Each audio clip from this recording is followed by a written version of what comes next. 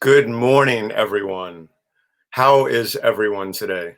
The first question I want to ask everyone is just that, because I know this is a very difficult time, and I wanted to reach out and let everyone know that I'm thinking about them. We're all thinking about you. And this is the Spin It Social Hour. Welcome. My name is Stefan Kaplan, and I am here today with this true labor of love born out of care and concern for our photo community. The Spin It Social Hour evolved when COVID hit because I wanted to reach out and help our photo community get their name out there, get their work out there, so that when this crisis subsides, we're able to all know about them more and help them more and get them back on track. So today, celebrating Pride Week, I want to welcome my good friend, Bobby Miller. But first, I wanted to show you a slideshow of his work. Okay. I put these slideshows together every week, editing down all of the work, because for 20 years, I was at the New York Times as a photo editor for the New York Times wire service. I've also worked with AARP, the Pulitzer Prizes, and many other big brands. So it is my pleasure to show you this work by Bobby. Bobby Miller, photographer and author of poetry books, including the award-winning Aloud, Voices from the Nuyorican Poets Cafe, and Verses That Hurt, has also published over 24 books of his photos, including Fabulous, a photographic diary of Studio 54. Bobby's passion for both art and New York nightlife in the early 80s led him to spend 3 years documenting the infamous Studio 54.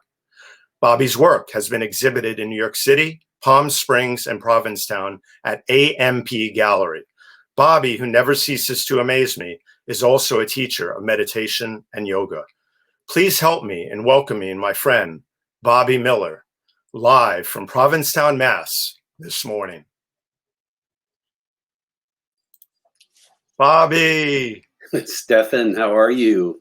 Oh my God, it's so wonderful having you here. I am so thrilled to have you on the show. We've known each other for so long, and we're reunited a while back through social media and the magic of social. So welcome, Bobby. Welcome. A big welcome. Well, thank you. Thank God for social media. I mean, it's a great way of staying in touch with the world. And since I have friends and family all over the world, it's a great thing. So I'm happy to be here with you. Oh, thank you. Thank you. You know, we go way back. I mean, we used to hit the wood floor at Village skating and doing our roller disco thing, getting our boogie on, right? Yeah. I was talking to someone the other day because there seems to be this resurgence of roller skating right now. There was a big article in the Daily News about it the other day. And even though I've been gone from New York for 20 years, I still read New York newspapers every day. So I feel like I still live there, but just a little further uptown. Yeah, no, it's wonderful, actually. So, having grown up around you and knowing you for so many years, I said to myself one day, you know what, I have to have Bobby on. And lo and behold, I had a cancellation. And I said, we were scheduled for later next month. And I said, you know what, Bobby, let's grab this slot right now, because what better time to have you on and to celebrate Pride Month? Yeah, this is perfect. Yeah, this is a perfect time. So. Yeah, no, absolutely. So, the way the show runs is that we're going to have a great discussion. At the halfway point, I'm going to reintroduce everything for those that come in the middle. But more importantly, we're going to stop and take some questions from Facebook, because, this great thing about doing this live via StreamYard is that we have the ability to interact with everybody out there. So cool. That's going to be the cool thing. But we already have Melody, one of our old friends, watching. We'll try to catch the first few minutes. It's late in Japan. We've got an international audience already. Great. Cool. So anyway, so you're now living in P-Town in Provincetown. So tell us, how's life there right now? Is everybody okay? Yeah, well, it's a very small town. We only have about maybe 1,800 people who live here year round. And we've had a very small amount of cases of the virus. and only one death. So, but you know, of course, because we're a resort town, we're very concerned about the thousands of people who flock here every year for the summer, and so that seems to be a big issue here. You know, for me, I just am not a person who goes out a lot. Hey, Pam, and so for me, I've kind of been socially quarantining for the last few years. So it's for me. I know it's going on. I'm fully aware of it, but it's really I knock on wood every day that I live in a place where I'm kind of removed from the rest of the world. So Yeah, no, I know that feeling. I mean, I live in Ramsey, New Jersey now, and although I miss the city a lot, there are times when right now with everything going on that I'm kind of happy that we're up more where I'm not in close proximity to many other people and things like that because it's hard for me to stay home. I have ants in my pants that way, but I would if I would because and I do because we need to in many ways. So Bobby, so I wanted to ask you, you know, right off the bat, because I've known you for years, as everybody knows by now. But what was it that you know, made you realize you were going to be a photographer? And how did you get started in photography? Because, you know, we had this thing, I think the arts and the disco music and everything else all led us down this path. But how did you get started, my friend? I got started because my first interest, actually, my first interest in life was that I wanted to be a dancer. And then that didn't sort of go so well because I had short legs. So I became a beautician, a hairdresser, and which led me to becoming a makeup artist. And so I moved to New York City in 1973, and I got a job working in a hair salon as a hairdresser, which led me to meeting fashion models and actresses who would come in to get their hair done. And then they asked me to do their hair and makeup for fashion shoots and for fashion layouts, TV, television, film, Broadway, you know. So I was a hair and makeup artist in New York for 30 years. Okay. You know, about a few years into living there, by like 75, 76, a great friend of mine who was kind of my muse, who was a beautiful young girl named Amina Bettenwegna. Amina wanted to be a model. Of course, she was 5'2", and that wasn't going to work for her. But we were convinced that if we could take some nice photographs of her, she could at least get some print work. And so I got a camera and started taking pictures of her in my house. And because I was already a hair and makeup artist, we would just make her look all different kinds of ways. And I built a portfolio for her. And of course, she went out to see all the agencies, and they all said the same thing. You know, you're beautiful, but you're too short. So I continued to take pictures. And right around that time in 77, well, actually a little bit before that, I met a lot of downtown people, even though I was living uptown, and became friends with Christopher Makos, who's a photographer, and then later Robert Mapplethorpe, who became a friend. And yeah, and so Jimmy DeSanta, Marsha Resnick, Bobby Grossman. There was like a small collective of people who were taking photographs at that time, and we were all sort of living in black and black leather jackets and sort of punk period. And so I just started taking my camera out with me. And by 77, when Studio 54 opened, I went to the opening night and took my camera with me, and then stayed there for 3 years and went every single night. And and then I was offered. These friends of mine had a French jean shop where they sold blue jeans that were from France, but it was before Calvin Klein and before all of the jean craze of the 70s. And their shop was kind of a cool little shop on 61st Street between 2nd and 3rd Avenue. And they said they were going to go shopping in Paris and they wouldn't be back for a week. So I said, can I use your shop while you're gone? And they said, why? And I said, well, I want to have a photo show. And they said, where?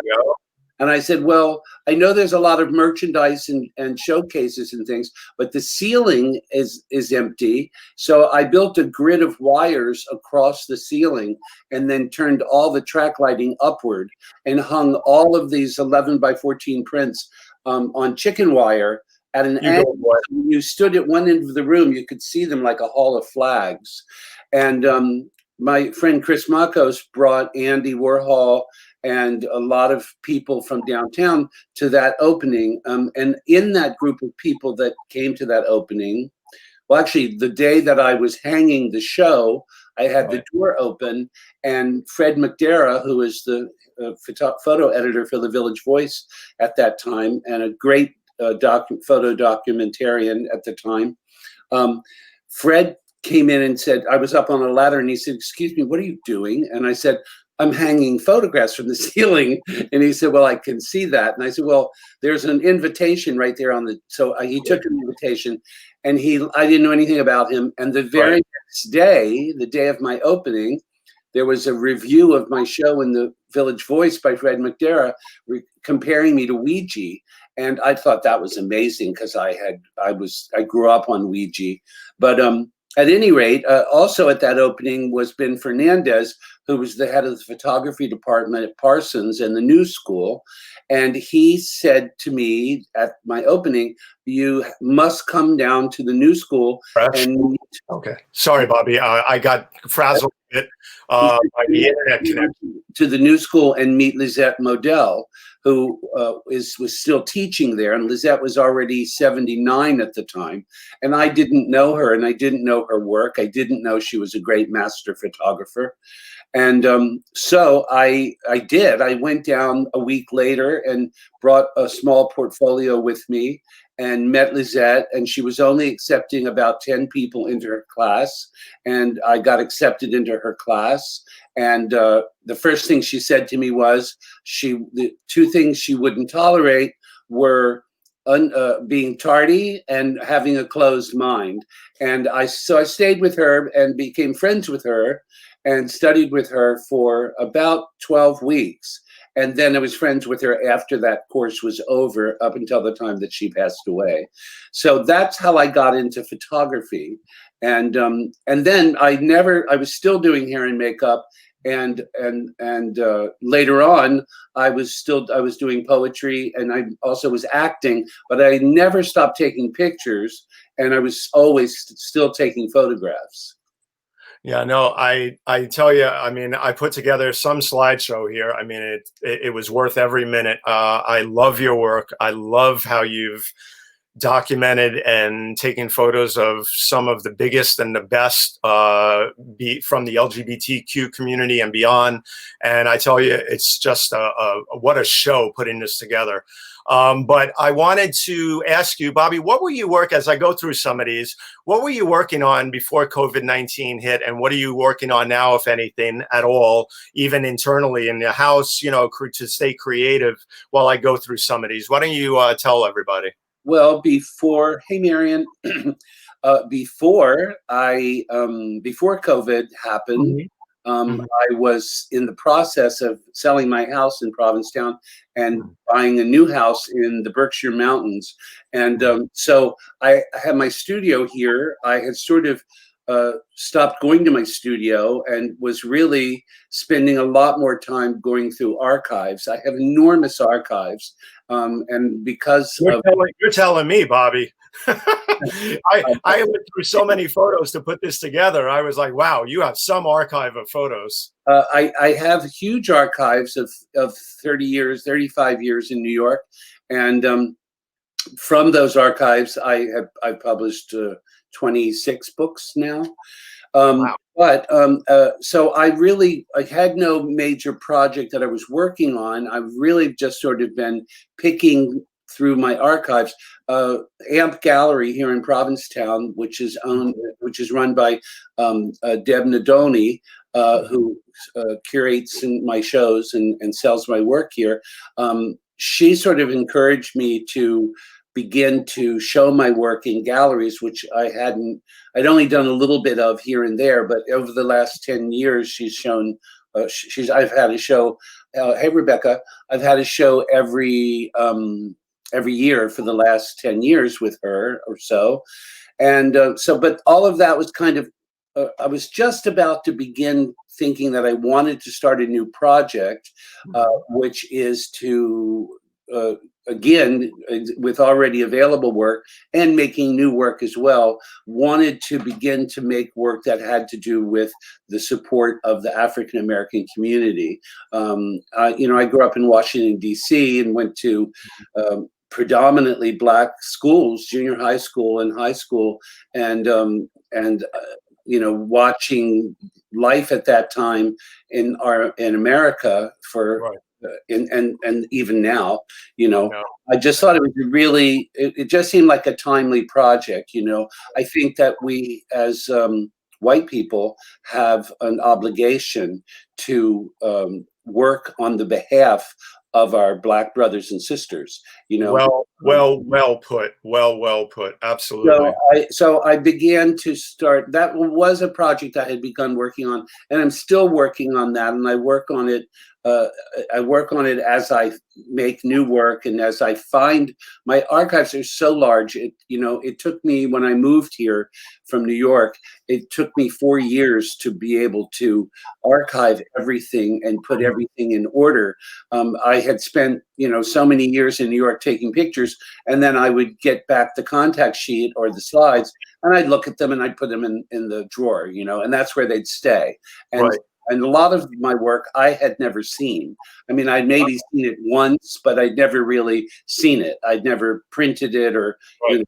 So I spend a lot of time in the archives, but I am also, this is a new piece of work. This is Monster and his husband, the Blacks, and they are a performance singing group, and they are amazing. They're Wow. really amazing. So that was kind of a project that I was taking on. And then once the COVID happened, and then right on the back of COVID happening came the Black Lives Matter explosion, which Right. so overdue and so long overdue, but great, no better time than now. Why postpone liberation? Why postpone?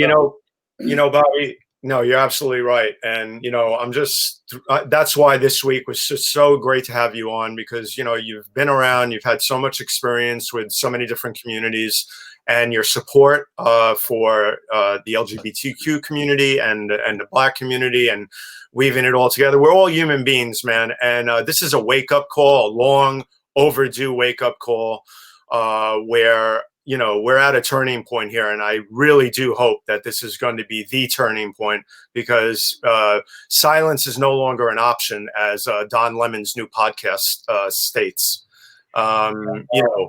Silence should never have been an option. No, it should never have been an option. Exactly, it should never have. Yeah.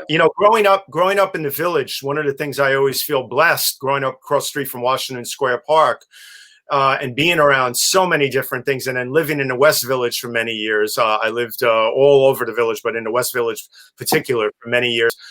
I love everybody, man, and I just wish everybody else could too. But man, what a world right now. But you know what? It's an honor to have you here to show this work and talk to everybody about it.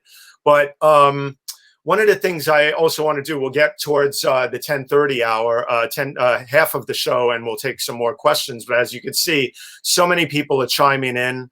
But let's get to some of the other questions here that I wanted to ask you. So you photograph so much nightlife, so much life. I'm curious myself, what brings you the most satisfaction, Bobby, as a photographer? Seeing your images in a publication, hanging in a gallery, or in someone's home, or all three? Well, those are all the results of making work and selling work. Right. If you're fortunate enough that people like your work and they buy your work, then you get all of the boons that come with that. I've tried to make my work available to people, and I would say that the people who are my contemporaries, and my contemporaries in photography are people like, Robert Mapplethorpe, who, if you don't know, I'm in one of his most iconic images, which is hanging in the Guggenheim. And often people will send me messages and say, oh, I saw you in the Guggenheim. And, I actually wrote a poem about it called I Am Not My Photograph, because people tend to, see a photograph and they think that's, that photograph has life to it. Well, Right. that's true of all photography. So Right. for me, one of the things that probably gives me the most joy is that when people see a photograph of mine and it makes them feel good, it makes them happy, it makes them excited, or it enlightens them, or it makes them think about something they hadn't thought about because they're seeing something in a way they'd not perhaps seen it before. I have so many photographic heroes of and photographers who I have worshipped my whole life. And then there's all the photographers that I worked with as a hair and makeup artist in New York, who I learned so much from. People like Lynn Goldsmith and Chris Makos. And even though I did hair and makeup for some of Robert Mapplethorpe's projects, I wouldn't say I was ever really influenced by Robert. His work is very specific, and it's what it is. It's but I like the diversity of so many different photographers' work that in sort of no reason to make comparisons to one photographer to another, but there are photographers' work that really excite me, like George Churel, the Hollywood photographer who was born in 1904 and died in 1999, and never stopped taking photographs. To people like Lisette Modell and Cecil Beaton. I sort of grew up looking at all of those things and being inspired by them, and never ever thinking that I would use that information later on. I mean, I learned about light because Lisette Modell set me down in her class and handed a girl a little clamp light and had her put the light under her chin and move it around her head. And Lisette said, don't take your eyes off of your face, so that you could see how light moves and where the source. And it was really the first time that I really got it and understood that light is what makes photography. That and the relationship between the photographer and what they're photographing. And that moment, in that instant that the camera records that moment, that's this capturing of a moment of life with light and our relationship to light. So that's what I like about photography, and I really appreciate it when other people see that and get it, and it excites them. So that's really more valuable to me. I shouldn't say this because we all want to make a living, but I've never been motivated by money per se. I'm much more interested in art because I never had a lot of money. So for me, I'd say, well, okay, it's not about making thousands or millions of billions of dollars, because that's not happening. So let's just focus on the art. Make the art the most important part of what you're doing, and then the rest will come on its own if it's to come. Right. No, exactly. No, you can honestly, the minute you look at your work, it was fueled by passion and creativity. And, so I was going through some of these and I wanted to go back real quick to, oh my God, Charo.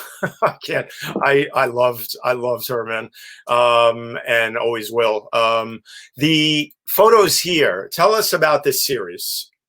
This is a series of a book that I did called Fairy Tale Folk and Other Imagined Creatures. I think you have it lying nearby, right? I think so. Oh, I do, yeah. I remember. Hold it up. Put it up to the screen. There you go. That's it right there. I love it. Isn't it? So it's called Fairy Tale Folk and Other Imagined Creatures. And it's just pictures of these characters that I've created. One of the things about being a hair and makeup artist and being able to do everything from beauty from beauty makeup to monster makeup. You know, you can, like, this is from a series that I worked on with an artist who had done these small drawings of these characters and came to me and said, "Can you turn them into real people?" And so I did. This is from the fairy tale book. This is a witch, and this is our local little forest here. These are performers. That's Michael Lewis, who's also known as Spooky, who's an acrobat and a performer. This is again Pudel, who is from this series I did of 4 characters. And that's the great Dina Martina, who we all love and adore because she's so brilliantly sick and genius. And if you see her name in your city, go see her. You'll never have seen anyone like her. Okay. That is a given. This is 3 performers from a show that was here a couple of summers ago called Star Boys, which was kind of a parody of Star Wars, a sort of gay boy version of Star Wars. So there was a reason I clipped this photo to put it in the show, because I had a feeling it was something really interesting like that, and sure enough, you know. But I love all of these. You know, people should know that, you know, people can get all of your books, if not all of them. I mean, most of them, if not all of them, on Amazon and other places. But I'd love for people to be able to find them. The only thing you can get on Amazon is my Studio 54 book, and that's probably the first edition, which is now out of print. They've become quite collectible, but they're a little pricey. Especially if you buy the ones that come out of Japan, they're really pricey. But if you go to blurb.com, blurb.com, you can see all of my books. I've republished my Studio 54 book in a second edition with 36 new color images that were not in the original book. And I did that because St. Martin's Press, who published that book, once the book went out of print, the first edition, they didn't pick it back up and do a second edition. And they had given me an art director when I did that project for them, who literally cropped all of my photographs. And you know, I don't mind cropping my own photographs, but having a 23-year-old art director crop my work, and who has never even been to Studio 54, was a little humbling for me. So Go ahead. So once I got the rights back, after that, my relationship with St. Martin's Press was finished, I went ahead and redid the book the way that I wanted to do it myself, and published it as a redux version. And Victor Bacchus wrote the foreword for both of them, and then we both also wrote new introductions and new forewords for the second edition. So that's only available at Blurb, and it's available in softcover, hardcover, and image wrap. Well, I was also going to say, one of my passions is going, once things hopefully get back to semi-normalcy, is I got over 200 books in my collection. I have one of yours too. I couldn't actually find it. I've got so many books. But the thing is that I love to go on the hunt in secondhand bookstores and others, but we want people buying yours and getting your books from places on your site that will direct them properly to the books. And Blurb. Yes, if you go to my Facebook page, you can find the lead photograph on the Facebook page will link you to where you can see my books and buy them. I leave them open to a full viewing on Blurb. So if you go there, you can look at the book, you know, and hopefully you'll want to buy it, but at least you'll get to see the book digitally. So absolutely. So Rahad Yan says, someone else cropping one's photographs without permission or direction by the photographer takes a lot of cojones and utter lack of empathy for the artist. Well said. Yeah, well said. Thank you, Robert. That's the thing with the internet. You know, so many people pick things up, and I'm also very, very thankful, you know, for people like you who are incredibly, and should be, all photographers should be very protective of their copyright. John from the old Roxy days, John Quincy, an old friend, agrees. And Radyan just bookmarked blurb.com for future reference. Thank you, he says. Thank you, Radyan. before we go on to studio here, I want to stop and I want to just reintroduce everybody. So my name is Stefan Kaplan, everyone, and welcome to the Spin It Social Hour. This is a labor of love born out of care and concern for our photo community, where I bring on photographers from around the world every week to show you their work, talk about their journey, and let you get to know them simply. We're all human here. We need to get to know each other better. I think we've learned a lot lately about touching base with each other, about understanding each other and everything else. And Bobby, you know, I actually worked at studio for 2 summers. So once again, I wouldn't be surprised here and there if, you know. What years did you work there? Oh, we're not going to go there, are we? You know, I was only there from 77 to 80. And then I'll put it this way. Prison, and then someone else bought studio. And so then it became, but I never went back. By then I had sort of moved on. There were other things happening. Right. All I can say is that I saw Grace perform. I saw Donna perform, Donna Summer, Grace Jones. You were there during that. Yeah, that's the years. Those were the good years. So yeah, I was there during the good. I was a busboy, and it was fun. I knew that one of the doormen there named Chuck, and Chuck, you remember Chuck? I must have pictures of you and not know it. Probably, and and Chuck got me a job as a busboy, and man, the things that I experienced. How old were you? You must have been a child. I think I was the only 16-year-old working at Studio 54. I think I have pictures of you. Oh, you know what? That'll be a hoot. So we'll have to go over those. But one of the things I want to do is go to some questions here. Let's see if we can pull up some questions. Also, I want to bring on for a second Jonathan Borstein. Jonathan Borstein is my co-producer who helps out with so much of the behind-the-scenes work. Sorry, Jonathan, I didn't realize I removed you for a second. So, Jonathan, tell us a quick little blurb about yourself, please. We love the work that you're doing and helping us out here at the Spin It Social Hour. First of all, I do appreciate being juxtaposed against a book called Fabulous. My day. I am a full-time flaneur, a part-time writer, and an occasional tech. Enjoy. You know what?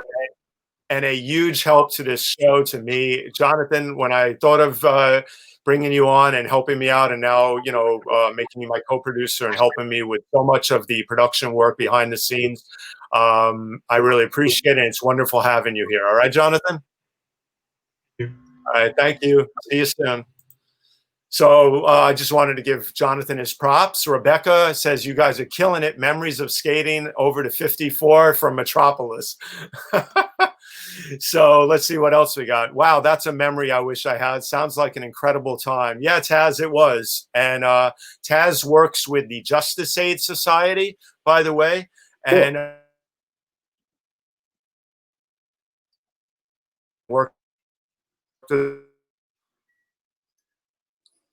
and it was an honor to work with them. And I just wanted to quickly actually share something from them for a second.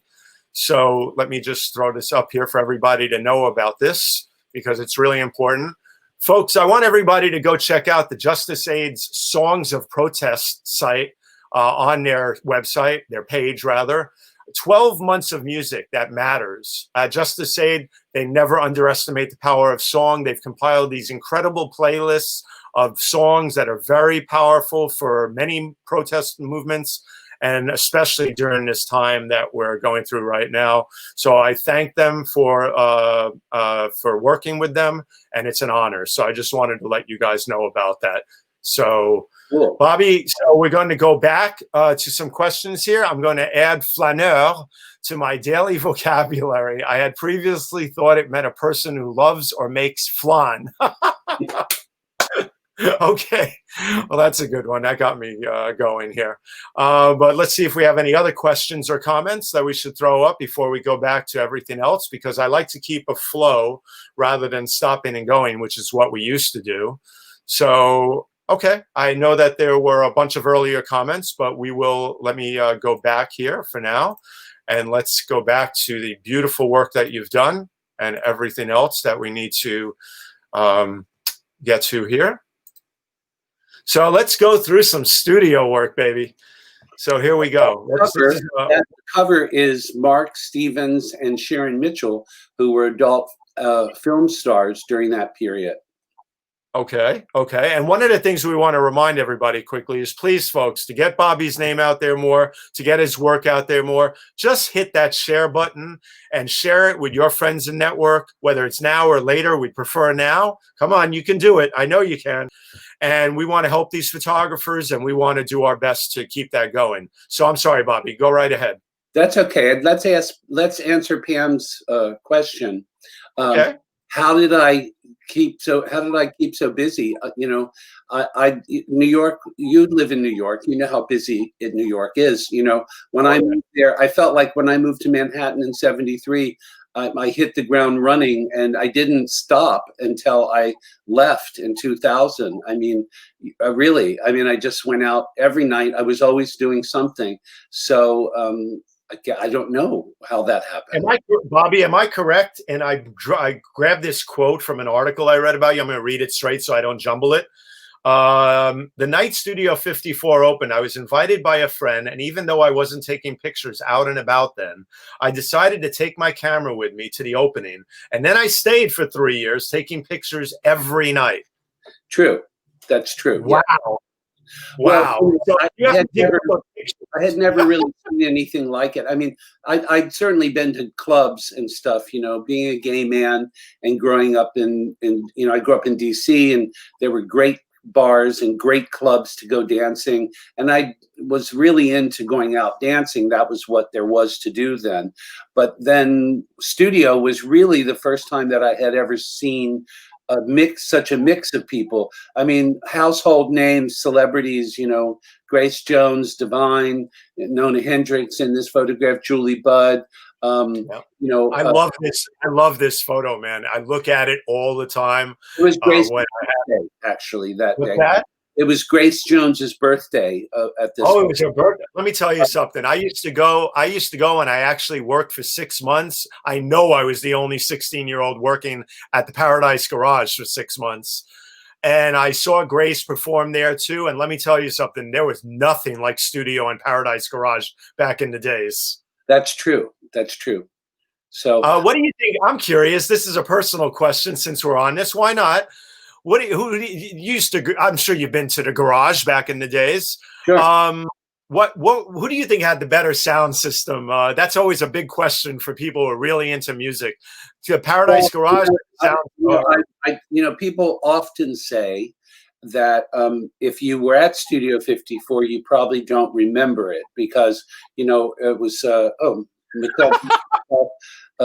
Martha Graham, Liza Minnelli, and Halston, because there were so many drugs in those days, that people don't, if they don't, people will say you Eartha Kitt.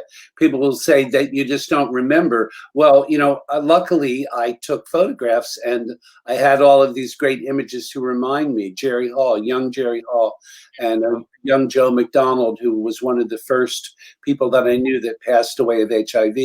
Gilda, God bless Gilda, man. Oh man, yeah. Gilda still has on Saturday Night Live people there, and I actually worked at Saturday Night Live much later, like in the early 90s.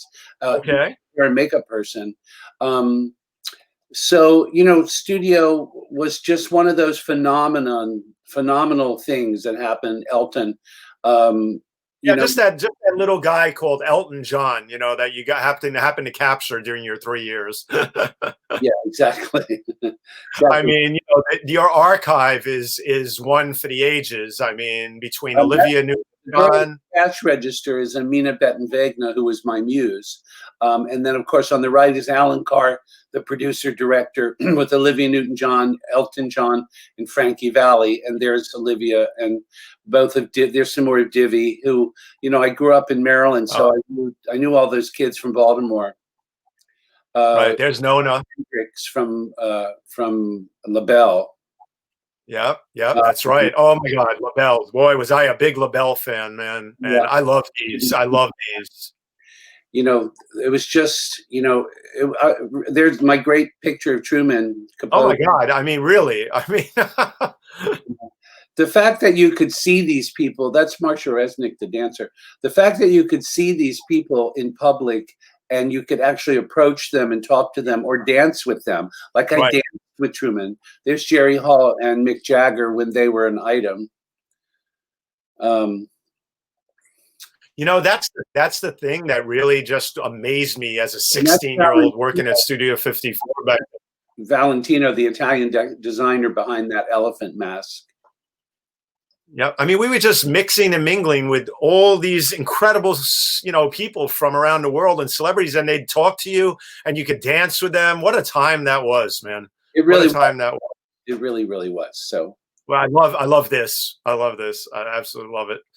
What a place it was, Studio 54. I tell you, it was from the Angels of Light, from the Coquettes. But you captured it all. I mean, Phyllis Diller, you name it. I mean, you captured it, and I just want to go back to some at the beginning here to ask you a couple of other questions. So Bobby, when you're at studio and you're photographing, so many amazing people like this, Grace Jones, Capote, Mick Jagger, Jerry Hall, it goes on and on. I mean, you captured these moments that are historical now. I mean, how does it feel to you after all these years to have captured all this? Well, as you were talking, I was thinking to myself, let's see, it's been 43 years since studio. That's a long time.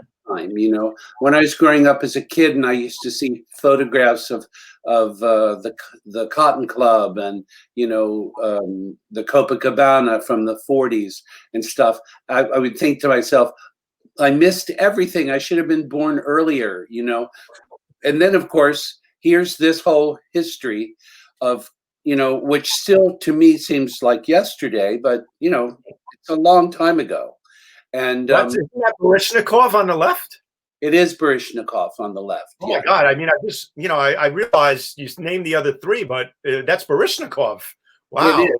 And it is Baryshnikov, but I'm much more impressed that Martha Graham is in this photograph. Oh no, absolutely. It's just sort of, look at Eartha Kitt. That was the night she had opened on Broadway in Timbuktu. Wow. People ask me, how can I remember, all this detail? But, I've done a lot of interviews about this book when it first came out and since. So I tend to remember things photographically. Yeah, I used to bring champagne down to the private room downstairs when they'd ask me. Yeah, sure. And I only wish that I had been into photography more back then, and God help them if we had smartphones back then.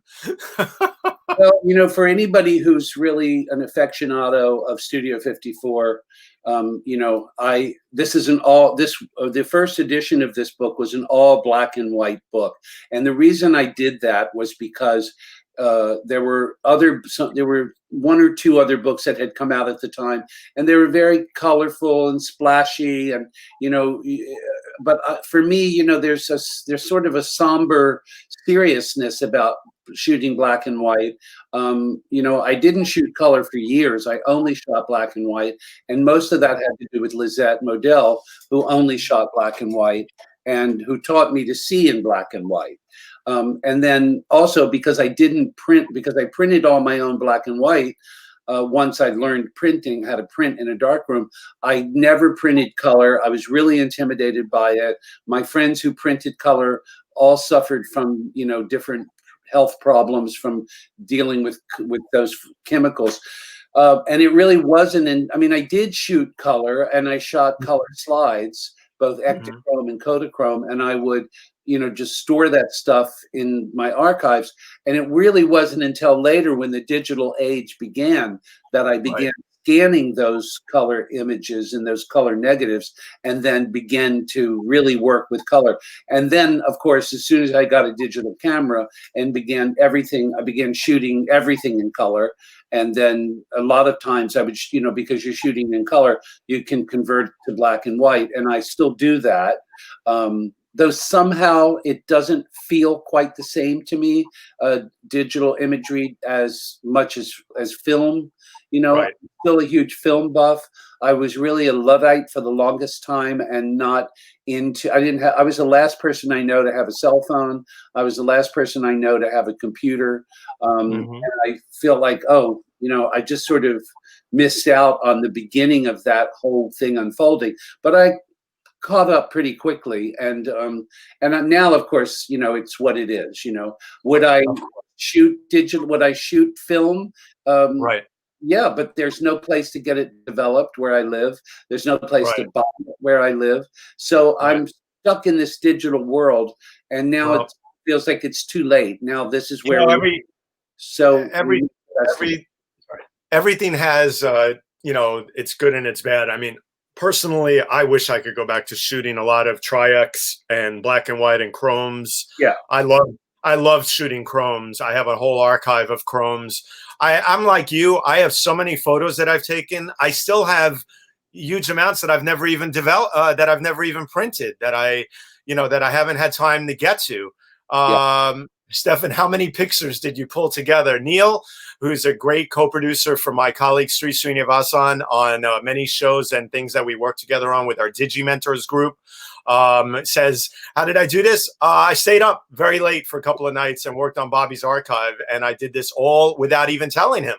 I just pulled and pulled and pulled and put it together, because that's what photo editors do after 20 years at the Times. You know, I can do it pretty fast and pretty well. I'm not trying to pat myself on the back, but you know, as a photographer here, in looking at all of this work, you know, it's great to see it like this. But strangely enough, I can think of all of these images that you haven't seen that are in my archives that I didn't get to, because, you know. But it's okay. It's okay, because we'll get to them again. We'll have you back. I'll have you back on. I mean, absolutely. And we'll do it again. But we have about 14 minutes left, 15 minutes left. But I wanted to say, I think I found your next project, Bobby, during the pandemic. Well, this is Taylor Mack, the great composer and dancer and actor and gay superstar right now, who had a big show on Broadway this year and will continue to do amazing things. This was a short series of pictures I did, of people sort of hidden, like, you know, guess who these people are. Of course, everyone recognized Taylor, even though has no hair and was essentially a redhead. But so Neil asks, not how did you, but how many pictures? Okay, Neil, sorry, I misread the question. Neil's a stickler, but I love him. But Neil, how many pictures? Probably well over 50. I wanted to have a great slideshow for Bobby's work, because this is only a quarter of what he's done. So I had to honor him with his fabulous work. But Bobby, I wanted to ask you, not to infringe on your time here, but I wanted your great critique and expertise. When I was 13, I started doing a lot, since I grew up in the heart of the village, and I actually started doing a few things. So how do you think I did here at 13 with my first camera on? That's a really great photograph. It's very Arbus, you know, because of the content. And also, I love that it's in black and white. Yeah. You know, I will say this about digital photography now, as opposed to film. When I look at pictures now, I see what I can do with them in Photoshop, which I could have done in the dark room, but it would have taken much, much longer. And I was one of those people that when I worked in the darkroom on a print like this of yours, I would stick my hands right in the chemicals and manipulate, you know, the light. But now I figured out how to do that in Photoshop. So this is a great photograph, and it's a great classic photograph, and it's absolutely perfect as it is. But I've gotten to this point now where I look at things and I say, as perfect as this is, could this be improved upon? Could I make it pop? Could I bring more light? Of course. And that's, you know, one of the after a while. I call this dreaming of Marilyn. It's the only thing I could possibly call it. You know, it just really was one of my all-time favorites, and I probably have others that I haven't done either. But you know, I just, I too, being part of the community there for so many years near Christopher Street and everywhere else, I documented things, including the first time the LGBTQ community was in the parade as police officers. That's Emma Lorado, a very dear friend of mine. It's a great photo, and because it's a friend of yours, I gifted it to her. I can relate that it's a friend of yours. Can you go back to that picture for a second? Yeah, absolutely. That picture. There's so much information in that picture that we can't see, right? Right. So because I have no clue how to print in color in a dark room, but in a Photoshop, if you sent me that picture, I could get all of the faces that are available behind her and the life that's going on behind her. That's one of the things I've learned about Photoshop and dealing with digital imagery. But this is a film. This is a shot with film. This was shot on film back in the days when I shot this. And then these two were literally one of the first two pictures, this one and this one, which we'll go back to after looking at this of, remind me the name right here, please. Sybil Brunton. Sybil, that's right. And this one here were some of the first two. But what I want to quickly do after looking at that photo of Sybil is I want to quickly go back really quick to what you did. And there's the joke and the fun thing is that, where is it here? We're taking a quick scroll back here, folks. Right there is Bobby and I were probably standing next to each other and probably in such a zone. I was a kid, but we were Sybil. But the thing about Sybil is, and I just heard from Sybil recently because he posted a picture on his Facebook page of him in a car, again, in this same pose in front of the Plaza Hotel, and asked me if I had taken it. And I wrote back, and said, no, I didn't take it, but it is a lot like mine. And having seen yours, then it reminds me that Sybil took hundreds of pictures because she was in every parade, every gay pride parade for 30 years, and always in the back of a car. So I'd love to see all of those images together of taken over a long period of time on different days. Yeah. Well, when this pandemic subsides a bit and hopefully goes away and we have things under control, God help us all in the future, I'd love to get together with you and look through our archive and stuff together and just have a crazy day of laughing and memories. But, I saw this photo of Bill Cunningham, near Bill to my heart. Bill was just an amazing, amazing human being and photographer he's a legend, as we know. 57th Street even has his name on it now as Bill Cunningham Corner. I was there that day, that week. I met Bill in New York before at another club someplace, and I had just started to it was one of those rare nights when I actually did have a camera with me before I started going out and taking pictures. And I was standing next to him, and I was really frustrated and trying to get a shot. And my arms were out like this. And Bill came over and very gently pushed my elbows down and said, "Pull in, move in this way, and get your shot." And then from that point on, whenever I would see him, after that, and I saw him hundreds and hundreds of times. I mean, wherever I went to take pictures, Bill was already there, and I would get there and I'd say, "You're always here." And he said, "Well, you got to get up early to beat us old guys, Well, Bill, as we all know, rode around the city nonstop on his classic bicycle. And he used to wear his blue jacket, which I always had on. And, Bill was such a sweet man. But I have to tell you, you in many ways, having done what you did with the LGBTQ community and studio and all these other places, in many ways, documented so much I'm not going to compare you to Bill Cunningham. I would never do that. We don't compare greats that way. But the bottom line is that you did your own thing in many ways and were a great street photographer who did so much, Well, it's funny. The great Dandy Darkley, great monologuist, Joey Arias, more Joey Arias. I wanted you to talk for a minute about Joey, because I know Joey. I knew Joey from back in my growing up in the Village. And he used to come in a store I worked in all the time. Loved Joey, always knew him well. We always talked so much about things. And then he just exploded and became this huge performance artist, you know? Joey's amazing, absolutely amazing. I met Joey at Fiorucci's in about 76, maybe. And we've been friends ever since. And I Joey's a remarkable person.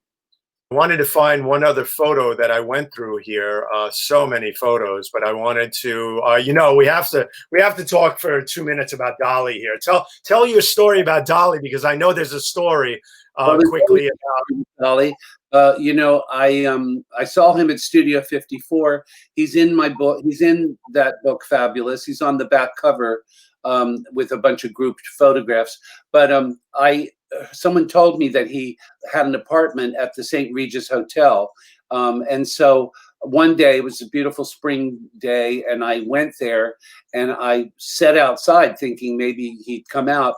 And the doorman called me over and said, "Are you looking for Master Dali?" And I said, "I am." And he said, "Well, he hasn't come out yet. He usually comes out around this time." He told me what time. And so he said that was like a couple of hours. So I left and I went home and ran some errands and came back. And just as I got back, Dolly had gotten out of a taxi and was coming into the St. Regis, and I got this shot. But it was the only shot that I got on that day. And so then I made a habit of going back all the time. And over a course of about a month, I went every day, and I couldn't catch him at all. And then one day, I saw him and I followed him through the streets, and he was with Gayla, his wife, who oddly enough in those photographs is hidden behind him. In every photograph, you can only see her feet, and it looks like he has 4 feet, which he would have loved. I saw those, and I was going to clip a couple, but we already had so many. One of the things I want to do with a few minutes, because it's a really surprise picture. He's looking directly into the camera, and of course he's wearing that fabulous oscillate coat. Not so fabulous. Is that the Plaza? No, that's the St. Regis. Oh, sorry, the St. Regis. Okay.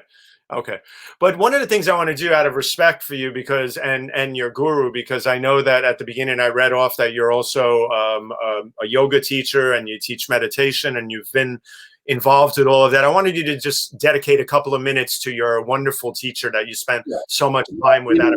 When you say yoga teacher, just for clarity, I don't teach hatha yoga. I approach life as yoga, which is called Raja Yoga, or the royal yoga, which is to incorporate all of life into a connectedness with each other, and the practice of that is yogic in nature. Now, my teacher Hilda Charlton, who I met in 1980. I had 3 dreams about her before I knew she was a real person, and I kept a dream journal at the time, and it was very clear to me that this person was coming to me in my dreams, and I didn't know who she was, and it was the same person. And then through a series of coincidences, I met people who knew who this person was, and they sent me to her meditation class. And when I got there and saw this person, it was startling to see someone sort of literally come out of your dreams and into, you know, physical reality. And I ended up staying with her and studying with her for 10 years and going to India with her and traveling around Europe with her, and being part of her ashram, which was in upstate New York in the Catskill Mountains. And she passed away in 1988. And I learned most of what I know as a person from her. And one of the greatest things that she said to me in my last conversation with her was she called me on the phone about a week before she passed away and told me that she was going to be leaving. And I said, "Well, what should I do?" And she said, "Well, you should go everywhere you're invited and be a friend to everyone, but don't expect any friends." Meaning when you give things to people, don't give and leave your hand out. Give and pull your hand back. And then you get everything that the universe has for you, you know. And all of the tools that she gave me, there's a website about her that was built by her students, and her writings and lectures are there, and you can order her class. All of her lectures were recorded. They're like a couple of dollars. You can order them. And for anybody who's really looking for a life change, If you don't want your life to change, I wouldn't go in that direction, because Hilda will awaken you to the degree where you can no longer see the world the way that you may have seen it before. But this is a really good time for Hilda's teachings and similar teachings as Hilda's, because people don't know what to do. The world is where it is. Where do we go from here? What do I do while I'm in this process? And there's a lot of great free wisdom. You don't have to pay any money. It doesn't cost money. Nobody will ask you to change who you are. But so that's just something I like. And that's why I wanted to give you this opportunity to speak about her, because we are living in a time where I wanted you to convey that to our crowd and to everybody out there, because we are at a time now that's so unnerving. I take a deep breath. How many times a day? I have no idea.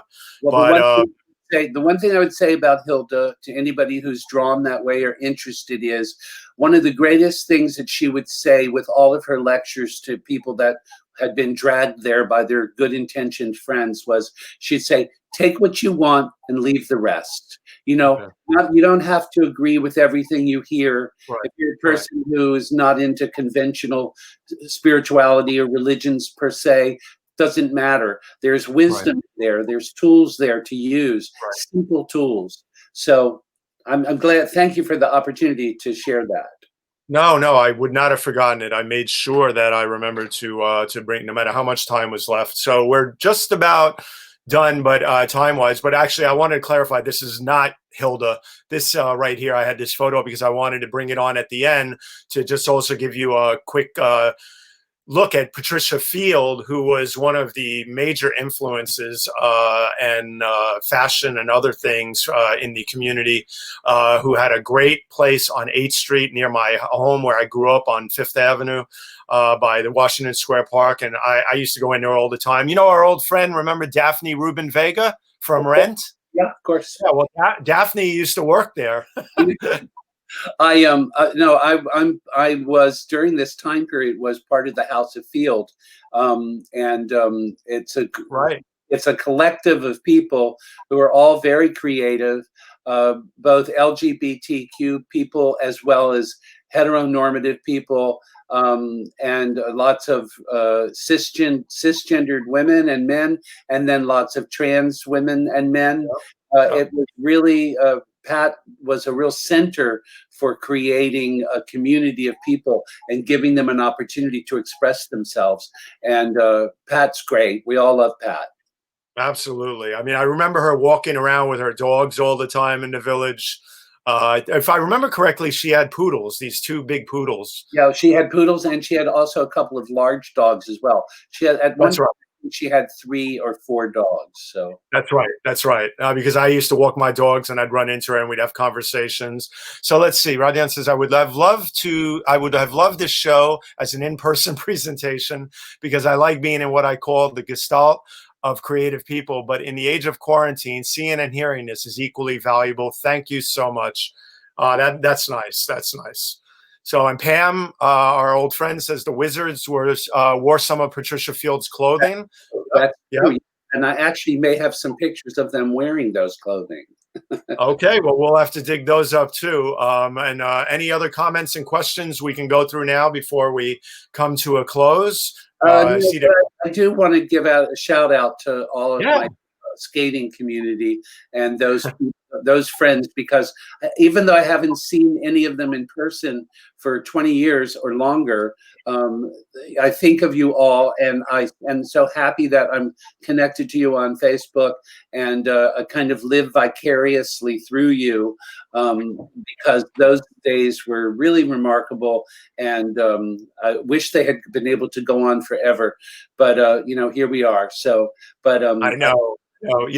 I only wish I was doing so much running around between skateboarding, roller skating, and everything else that I hadn't taken as many pictures as I did as I got a little older and got more into it. But, I just wanted to, let you know from my heart, from the bottom of my heart, man, I'm so thrilled to always be connected with you. I have such fond memories of us skating together, and you were always such a dear, and loved all the kids that used to skate around, all the adults, and always looked out for us. I love you, man. Oh, thank you, man. I love you too. And there's Rebecca. Love you, Rebecca. My old skater too. So Yep, yeah, yep. and love We you have a too. big love fest going on here. Love you, Bobby. You're a part of some. You are part of some of my fondest memories. Absolutely. I see Pam every now and then. Pam Mitchell, folks, if you don't know, she used to be part of a legendary roller skating group back in the days that kicked it all off, called the Village Wizards. They were the troupe that showed everybody how to roller skate. It's true. That's right. That's right. Well, thank But you so you much know, for your help, for your doing this with me and promoting my work. I really, really yeah. appreciate it. Well, the good thing is, Bobby, is that this gets archived on my Spin It Social Hour YouTube channel. So everybody go to my Spin It Social YouTube Hour. I've got more I have to put up from the past 5 weeks. It takes a lot of time to upload these things. But the other thing I wanted to remind everybody is if we can throw Bobby's Instagram handle up there, I want to make sure that everybody flocks to it and that everybody knows the exact handle. It's Bobby Miller 1908. And find him, follow him, get to know him more, spread the love, spread the word about his photography, because we are here every week on the Spin It Social Hour to let everybody know about these great photographers and get to know them as human beings and make sure that they get back on track. So I love my photo community, and that's why I started this show.